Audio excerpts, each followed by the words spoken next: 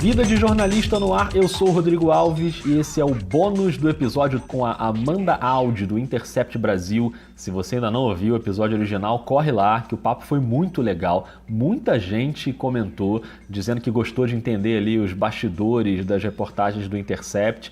E aqui no bônus a gente vai ter a chance de entender ainda mais, um pouquinho mais, com um trechinho inédito em que a Amanda fala sobre divergências de opinião dentro da própria redação e o caso recente da censura do STF, que você lembra que foi bem simbólico.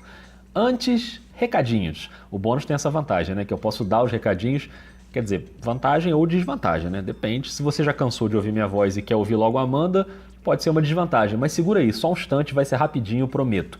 Primeiro recado é que não tem episódio inédito do Vida nessa semana. Que tristeza. Mas é que depois desse bônus da Amanda, rola uma concentração total por aqui, porque nesse sábado, dia 11, tem a Maratona Piauí CBN de podcast que vai rolar no Instituto Moreira Salles, no Rio de Janeiro. Se você é um dos sortudos que tem ingresso, maravilha. Se você quiser trocar uma ideia, inclusive, vou estar lá o dia inteiro. Mas como muita gente não conseguiu comprar ingresso, preste atenção, o evento todo vai ser transmitido ao vivo, de graça, em áudio e vídeo, pelo Twitter da Rádio CBN. Começa sábado, dia 11, às 11 da manhã e vai até às 7 da noite. É a nata dos podcasts de jornalismo, então anota aí essa programação. Às 11 horas, a primeira mesa é sobre podcast narrativo, com o Rodrigo Vizeu, do Presidente da Semana, do Café da Manhã, a Gabriela Viana, do Vozes, e a Sara Azobel, do 37 Graus. A Paula Scarpim media essa mesa, a Paula que é diretora dos podcasts da Piauí e também agora na Rádio Novelo. 12h30 tem a mesa Segurando o Ouvinte, Engajamento do Público, com o genial Ivan Mizanzuki, do Anticast, do Projeto Humanos, a igualmente genial Juliana Valauer, do Mamilos, e o Paulo Vinícius Lima, do Marketing Digital da CBN, nessa mesa mediada pela Kellen Moraes, também da Rádio Novelo. Aí tem uma pausa para o almoço até as 3 horas, e às 3 horas tem a pesquisa inédita do Ibope sobre consumo de podcasts no Brasil. Então vai ser uma mesa com a Márcia Cavalari, do Ibope, a Grace Matos, da CBN, e o José Roberto de Toledo vai mediar esse papo.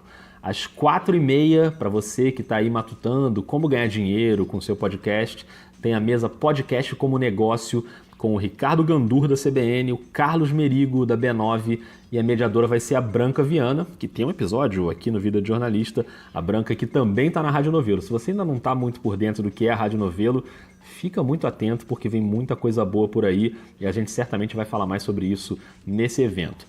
Às 6 horas, a última mesa do dia é o Foro do Foro, um bate-papo sobre os bastidores do Foro de Teresina, com o Fernando de Barros e Silva, a Malu Gaspar, o José Roberto de Toledo e a diretora do programa, Paula Scarpim. E eu vou ter a imensa alegria de mediar essa mesa, vou estar lá representando a Vida de Jornalista para fazer esse bate-papo com esse quarteto incrível. Para quem gosta de podcast, o evento é imperdível, tudo transmitido ao vivo e de graça no Twitter da CBN, que é o @CBNOficial. Segue aí, não vai perder esse troço de jeito nenhum, por favor.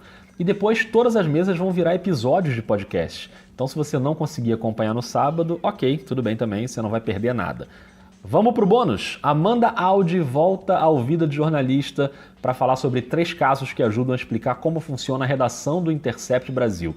Primeiro, um artigo sobre o feminejo, o caráter feminista das cantoras sertanejas, que gerou uma discordância dentro da própria redação e um novo artigo contra-argumentando. Depois tem o episódio do Danilo Gentili, quando a Amanda disse publicamente que era contra a prisão dele, mesmo discordando de tudo que ele prega. E por fim, o caso da censura da matéria da revista Cruzoé, censura imposta pelo Supremo Tribunal Federal, e o Intercept driblou essa censura reproduzindo a matéria da Cruzoé, mesmo sendo uma linha editorial que não tem nada a ver com o site, completamente oposta, que o site jamais publicaria no seu dia a dia. A Amanda comenta como foram esses 3 casos. Vamos ouvir.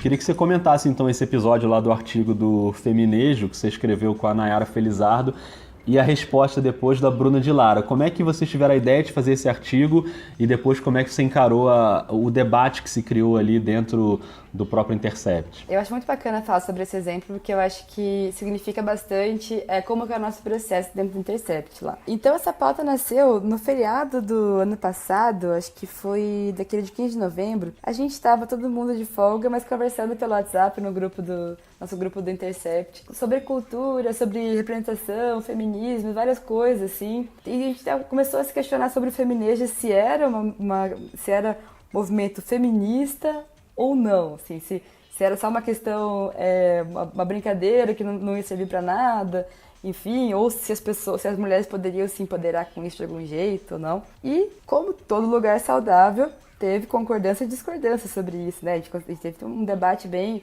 acalorado na época, e eu e a Nayara, a gente pensou em escrever um texto sobre isso, colocando o nosso ponto de vista, de que é claro que o feminejo não vai emancipar as mulheres de uma maneira definitiva, mas a gente entendia que para muita gente, para muitas mulheres, talvez pode ser uma porta de entrada em que a mulher pode se questionar sobre algumas questões, tipo sororidade, que é a união entre mulheres, né? Então tem músicas da Marília Mendonça em que ela comenta sobre a mulher do cara que ela gosta, enfim, e que ela tem uma empatia por essa mulher.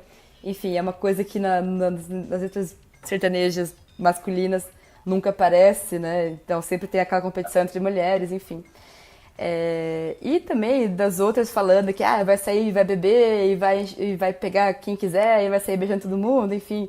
Também é um negócio meio assim, tipo, da mulher que é dona de si e faz o que quer. Claro que a gente entendia que isso não é o suficiente, né? Que o debate tem que ser aprofundado. Mas a gente achou que poderia ser interessante, até porque, entendendo que a esquerda, muitas vezes, tem um discurso muito difícil de entender, que as pessoas acham complicado. Então, se você fala de feminismo, primeiro vai ter uma rejeição muito grande. Porque tem muita mulher que não sabe o que é feminismo, que acha que feminismo é um negócio contra homens, que é igual o machismo, né? Que não tem nada a ver. Então já cria uma antipatia. Então a gente entendia que o feminismo é um jeito de falar do jeito mais tranquilo, assim, né? Furar essa bolha e chegar mesmo nas pessoas que escutam o feminismo. Eu, assim, não sou uma fã muito grande de feminismo. Eu escuto, eu sei as letras, acho legal e tal. Mas meus amigos todos gostam muito, e minhas amigas principalmente, porque elas podem cantar um negócio que tem a ver com elas, não é aquele cara arrastando o chifre no chão, bebendo, que geralmente é o tema das músicas sertanejas, né? Enfim. E daí foi interessante que a gente publicou isso, e depois a Bruna de Lara, que é também repórter lá, excelente, escreveu um texto sobre o nosso artigo, questionando e trazendo esses outros pontos e dizendo que, cara, isso é uma coisa muito pequena, que você precisa, que também está ligado muito a um feminismo liberal, que você precisa pensar também nas mulheres que não tem essa possibilidade de só encher a cara, sair por aí pegando todo mundo e tal.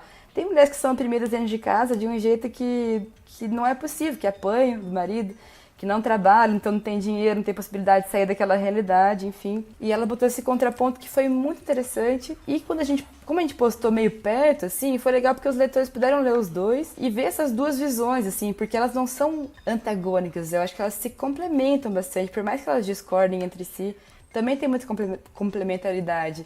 E eu acho legal do Intercept isso, a gente não tem uma diretriz, assim, o que é o certo, o que é o errado. A gente gosta muito do debate, da liberdade de expressão, de expor suas ideias, claro, de um jeito honesto, né? Não qualquer coisa. Mas sim, o debate tá aí, cara, e é tão amplo que é muito legal a gente poder expressar vários pontos de vista, mesmo entre nós da equipe, assim. Então, foi isso. Acho que diz muito sobre como funciona, né, o site. Não, é que também a questão da Danilo Gentili é um outro ponto que dividiu opiniões lá entre a gente. Ah, tá. Uhum. E também acho interessante colocar isso um pouquinho, assim. Não sei dizer quantos de nós concordamos ou discordamos sobre isso. A gente não fez, assim, uma enquete para determinar, mas eu acho que esse ponto de defender que uma pessoa não pode ser presa por um crime de liberdade de expressão, basicamente no caso injúria, né? Foi mais defendido por mim, pela Bruna mesmo de Lara, essa que eu comentei agora, e pelo Demore. E outras pessoas não concordavam com isso. E é interessante que cada um tem uma liberdade total de falar sobre isso nas redes sociais. A gente tem essa liberdade mesmo lá, inclusive não tem nenhum tipo de arbítrio sobre o que a gente posta nas nossas páginas. Só que a gente também quis entrar nessa história de um jeito interceptiano, assim, que foi a matéria que a Tatiana Dias e o Demore escreveram, mostrando que o Danilo Gentili, apesar de tudo que ele fala, de defender a liberdade de expressão, não sei o que lá, ele mesmo toma iniciativas que parecem que vão contra isso. Ele já processou e mandou tirar do ar postagens de outras pessoas contra ele, que se encaixam bem nesse discurso que ele prega. Então a gente pensa, não importa o que a gente pense pessoalmente, vamos mostrar o que é jornalístico nisso aí. E nesse caso foi isso de que o Danilo Gentili está se contrariando no discurso dele e ele mesmo não está respeitando essa liberdade de expressão que ele prega. E o caso da publicação daquela matéria da Cruzoé, quando o Intercept decidiu publicar ali, também teve um debate na redação sobre essa decisão? Como é que foi? Não, isso foi engraçado, na verdade, porque aconteceu muito rápido, assim, né? Acho que foi pouco tempo depois que a matéria foi censurada, a gente conseguiu publicar. E foi basicamente assim, a gente viu no ar lá e começou a vibrar, assim, achando super legal. Eu, pelo menos, assim, os colegas também. Porque, poxa, a gente é muito a favor da liberdade de expressão. E aquela censura foi um absurdo. E o jeito como a gente colocou, eu achei muito bacana também. Que no começo do texto, a gente colocou assim, essa matéria não seria publicada pelo Intercept, não é uma coisa que a gente acredita, a gente não faria isso, mas como houve um atentado à liberdade de expressão, então a gente acha que as pessoas têm que saber o que está em jogo, e a gente sabia que para tirar do ar no Intercept teria que ter uma nova decisão judicial, e aí teria mais pelo menos um espaço de tempo, assim, que as pessoas poderiam ter acesso àquilo. Era uma coisa maior que estava em jogo ali, né? Não era o conteúdo da matéria, né? Isso, e foi interessante também que por causa disso, muitas pessoas que criticavam muito a gente nas redes sociais e tal, elogiaram. Muita gente comentou assim, falando, eu não gosto do Intercept, eles são esquerdistas, mas nisso eles mandaram bem. Então foi engraçado. Esse foi o bônus da Amanda Audi. Mais uma vez agradeço muito a Amanda, foi um episódio incrível. Se você ainda não ouviu o episódio original, busca aí pra ouvir. E se liga, hein? Sábado, dia 11, Maratona Piauí CBN de podcasts no Instituto Moreira Salles, no Rio de Janeiro, para quem tem ingresso, e ao vivaço no Twitter da Rádio CBN, para todo mundo acompanhar a partir das 11 da manhã. De um jeito ou de outro, a gente tem um encontro marcado lá, e o Vida volta na próxima semana. Um beijo, um abraço e até mais.